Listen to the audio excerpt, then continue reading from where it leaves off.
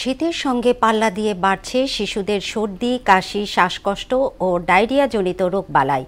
ডাক্তারদের মতে আবহাওয়ার তারতম্যের কারণে শীতকালে নানান রোগের আক্রান্ত হয় শিশুরা। প্রিয় সন্তানকে সুস্থ রাখতে পুষ্টিকর খাবার দেওয়ার পাশাপাশি স্বাভাবিক তাপমাত্রায় রাখার পরামর্শ দিয়েছেন তারা। বিস্তারিত জানাচ্ছেন উষা ফেরদৌস।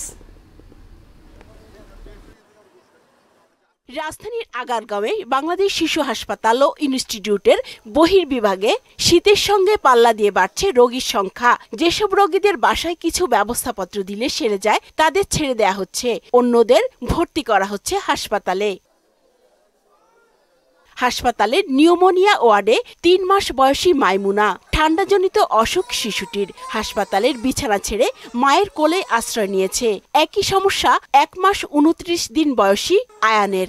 নিঃশ্বাস নিতেই কষ্ট হচ্ছে এই একরত্তি শিশুর। হঠাৎ করে দেখি যে নাক দিয়ে পানি আসতেছে, তারপরে আমরা ডক্টরের কাছে যাই। ডক্টরের কাছে যায় মেডিসিন নিয়েছি, ইমপ্রুভ হয় না দেখে উনি ভর্তি দিছে। 2 দিন থাকার পরে বলছে যে নিউমোনিয়া, তারপরে আমাদের সদরে পাঠিয়ে দিছে, এরপরে ট্রান্সফার করে দিছে ঢাকায়। শীত মৌসুমে শ্বাসকষ্ট, অ্যাজমা, রেসপিরেটরি অসুখ বেড়ে যায়, সঙ্গে অন্যান্য সমস্যাও বাড়ে। এই রোগগুলো বেশি হয় কারণ কিছু কিছু ভাইরাস থাকে যা শুধু শীতের সময়ই বাড়ে। বাচ্চাটা হাফেজিয়াত রাখছিলাম, বুঝছেন, হাফেজিয়াত রাখে বাচ্চার এটা নিউমোনিয়াটা বেশি হয়ে গেছে। এখন জ্বর না, এখন শুধু শ্বাসকষ্টটা আর কাশিটা এখনো দূর হয় না ঠিকঠাক মতো না। এ সময় বৃষ্টি কম হয় বলে বাতাসের ধুলা ও অন্যান্য উপাদান বেড়ে যায়, ফলে রোগে আক্রান্ত হওয়ার আশঙ্কাও বাড়ে। শীতকালীন রোগ বলতে ভাইরাল ইনফেকশন জনিত যে রোগগুলো, সেগুলোই আমরা বেশি পাচ্ছি।